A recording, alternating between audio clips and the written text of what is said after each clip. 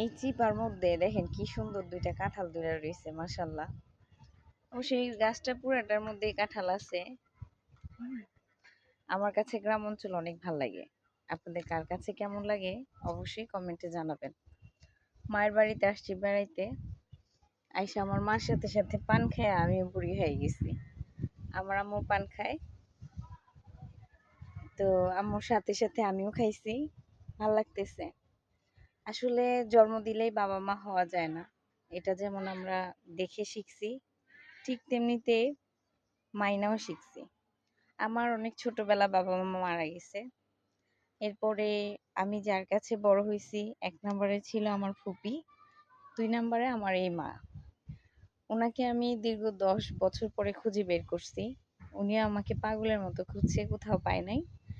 তো আল্লাহর অশেষ মেহেরবানি আর রহমতে আমার আম্মুকে খুঁজে পাইছি। আম্মুকে এখন আমি আনবো না, এই মানে সামনে ক্যামেরার সামনে আনবো না, তো ইনশাল্লাহ আনবো, কোনো একদিন আনবো আম্মুকে ক্যামেরার সামনে। সবাই দোয়া করেন আমার মার প্রতি আমার যে ভালোবাসা, যে সম্মান, এটা যেন সব সময় থাকে। আর আমার আম্মু আমাকে যতটা ভালোবাসে, আব্বু যতটা ভালোবাসে, এই ভালোবাসাটাই যেন আমার সারা জীবন থাকে।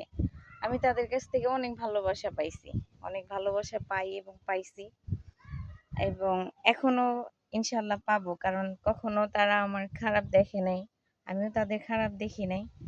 এই কারণে তাদের কাছে এখনো আমি অনেক ভালো, আমার কাছেও তারা অনেক ভালো। আমি ভালোবাসাটাই ধরে রাখতে চাই আজীবন, যতকাল বেঁচে থাকি। কারণ আমার জন্মের বাবা মা বেঁচে নেই পৃথিবীতে, তাদেরকে আমি বাবা মা বলে মানি। ইনশাল্লাহ মেনে যাব যতদিন এই দেহে প্রাণ থাকবে। আপনারা সবাই দোয়া করবেন। আল্লাহ হাফেজ।